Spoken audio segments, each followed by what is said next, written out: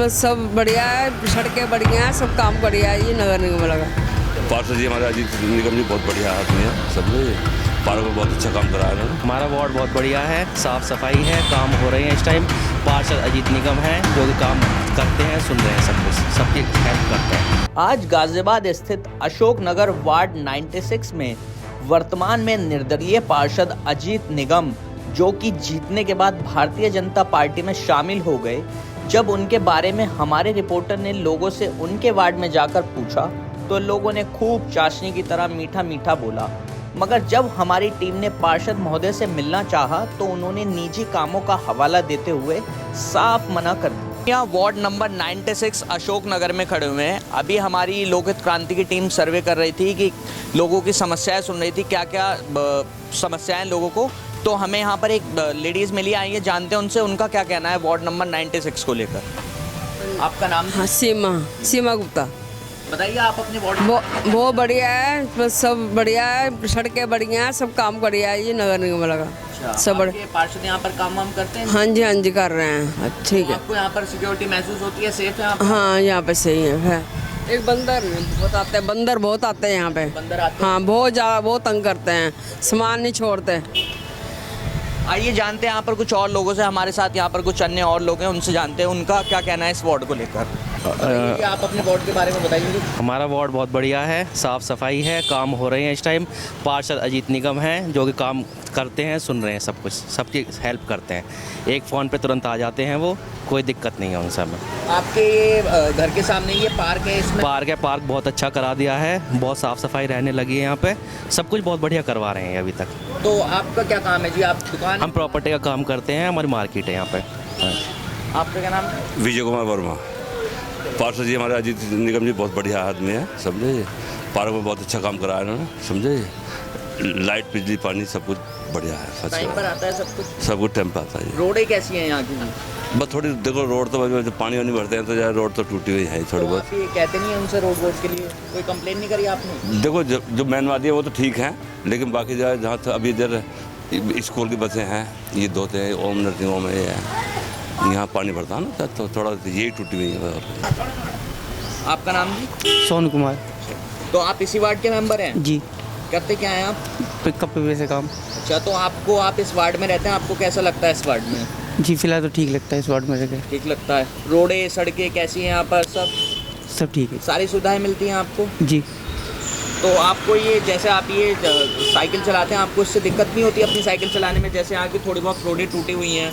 अब दिक्कत तो होती है, पर क्या करें जी, अपना करना तो वही। क्या करते हैं आप वैसे? कपड़े प्रेस से काम करता हूँ। वहीं दूसरी तरफ उसी वार्ड के भूतपूर्व पार्षद से जब हमारे रिपोर्टर ने बात की तो उन्होंने क्या कहा, आइए सुनते हैं। नमस्ते सर। जी नमस्ते। आपसे मैं आपके बारे में जानना चाहता हूं कि आप 1989 से लगातार पार्षद जीतते हुए आ रहे थे, तो इस बार ऐसा क्या हुआ कि आपको लोगों की हार का सामना करना पड़ा?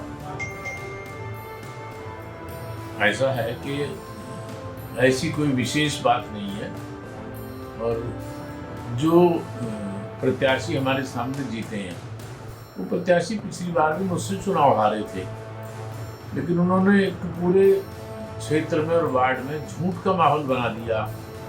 कोई काम हमारे द्वारा किया गया तो उस पर अपना RWA का कैमरा लेकर के सब मैंने कराया है। पार्षद जी मिलते नहीं हैं। पिछले वर्ष, उससे पहले जब दूसरी वेव थी कोरोना की, तो मुझे मेरा बच्चा बड़ा वाला सेटल कनाडा में, मुझे वहाँ जाना पड़ा। उसी दौरान कोरोना की वेव आ गई और सारे इंटरनेशनल रूट्स जो बंद हो गए, उस कारण मुझे 5-6 महीने वहाँ रुकना पड़ा मजबूरी में। तो इन्होंने ये फैला दी कि सब तो कनाडा चले गए, लौटेंगे नहीं। इस प्रकार की ये सारी झूठ की राजनीति इन्होंने प्रारंभ की।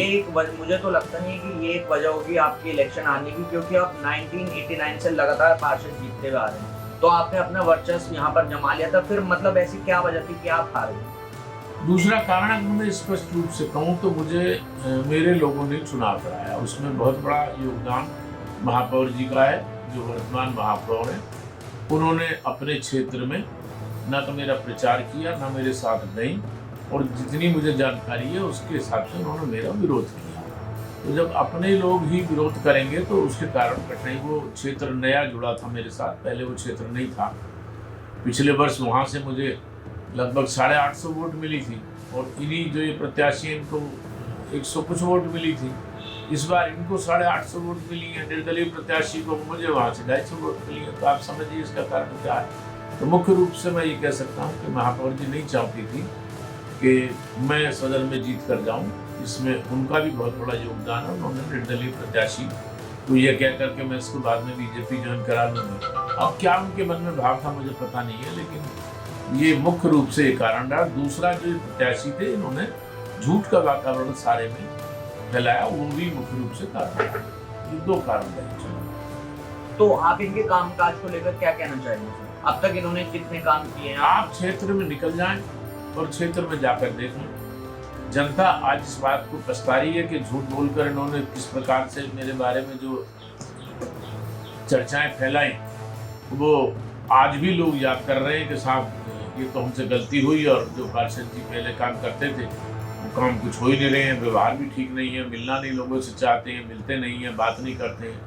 तो वो तो अब जनता महसूस कर रही है।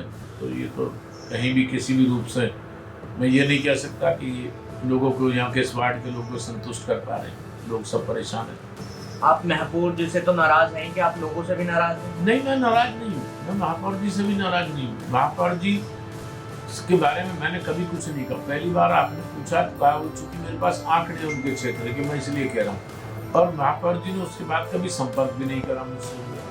और हाँ, उन लोगों से मैं जरूर नाराज हूँ। अगर उन्होंने संपर्क आपसे नहीं करा तो आपने कभी मिलने की? मैंने बात करने की एक बार चुनाव में बात की, वो चुनाव में नहीं आई तो उसके बाद फिर क्या आना था? फिर उससे मुझे क्या करना? मैंने भी नहीं किया। मैं स्वाभिमानी आदमी हूँ, मैं झुक कर कहीं नहीं जाता। 35 साल मैंने लोगों की सेवा करी है। कम नहीं होता, जो बच्चा पैदा नहीं हुआ था उसके बच्चे पैदा होते। तो आखिर ऐसी मुझ में क्या बुराई आ गई थी कि मैं चुनाव आता? तो क्या मैंने कोई रातों रात कोई गलत काम करना है, फिल्म बेचना या कोई सट्टा खिलवाना थोड़ी शुरू कर दिया था जब मैं चुनाव या हार जाता। मुझे तो अपने लोगों की वजह से कारण से चुनाव हुआ और जिसके कारण मुझे उन लोगों से भी शिकायत है कि जिनके कारण मैंने काम किए 35 साल तक, और आज वो जरा से दुष्प्रचार के कारण मुझसे दूर हो गए। मुझसे पूछते आके बात करते, तो निश्चित रूप से मुझे उन लोगों से भी नाराजगी है। तो क्या आप अभी भी संगठन से जुड़े हुए अपने? हाँ, पार्टी से संगठन से मैं बराबर जुड़ा रहूँगा। पार्टी तो मेरा आज से थोड़ी, मेरा जब मैं पार्षद नहीं तो उससे पहले से मेरा नाता। मैं संघ परिवार में पैदा हुआ।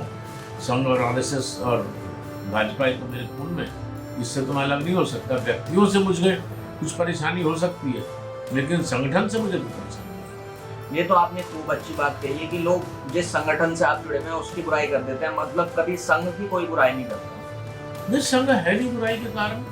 संघ की बुराई क्यों की जाए? संघ बुराई का कोई काम ही नहीं करता। संघ तो लोगों में राष्ट्र की भावना और ऐसी स्वयंसेवी संस्था है जिसका पूरे विश्व में कोई दूसरा सानी नहीं है। तो उससे काई की लड़ाई है, उससे काई की बुराई? लोगों में अपनी अपनी मानती है। जो लोग स्वयंसेवक भी हैं, तो मुझे उनकी व्यक्तिगत रूप से उनसे परेशानी है, या जो अपने भाजपा के पदाधिकारी व्यक्तिगत रूप से, संगठन से नहीं है। क्योंकि संगठन में कोई दोष नहीं है, व्यक्ति में दोष है। तो व्यक्ति की दोष और उसकी नीति, गलत नीति के कारण मुझे ये चुनाव हारना पड़ा। तो जो आपके सामने पार्षद जीते हुए हैं आपके वार्ड से, कभी आपका उनसे सामना हुआ है? नहीं, वो कभी मेरे से, उनकी हिम्मत नहीं कि मुझसे नजर मिला सके। नहीं, कभी नहीं। कभी बस कभी निकलते हैं तो नजर बचाकर निकलते हैं। कभी वो मेरे घर नहीं आए, कभी बैठे नहीं, कभी उन्होंने कोई राय मशवरा नहीं करा, कोई बात नहीं करी। और कभी दिखते भी हैं तो कोशिश करते हैं कि मुझसे नजर बचाएं। तो आपसे वो उम्र में बड़े हैं या छोटे हैं? बहुत छोटे। तो आप बड़प्पन दिखा सकते हैं, आप मिलने जा सकते हैं उनसे? नहीं, मैं नहीं जाऊँ। वो ऐसे व्यक्ति के प्रति, चूंकि वो झूठ का पुलिंदा है और गलत प्रकार के उनके जितने आचरण हैं वो सारे आचरण गलत हैं। मैं कोई अच्छे व्यक्ति होता तो मुझे इतनी उम्र में छोटा होता, मुझे कोई दिक्कत नहीं जाने के लिए। लेकिन जो व्यक्ति जिसकी राजनीति झूठ पर आधारित है, फरेब पर आधारित है और उनके बारे में मुझे सारी जानकारी है, तो ऐसे व्यक्ति के पास तो मैं नहीं जाना पसंद करता। धन्यवाद भाई साहब, आपका बहुत बहुत कीमती समय देने के लिए। बहुत बहुत। तो जैसे कि आपने देखा होगा, ये थे हमारे साथ भूतपूर्व पार्षद अनिल स्वामी जी। कैमरामैन मानव के साथ मैं हर्षित राठौर, लोकहित क्रांति न्यूज़, गाजियाबाद।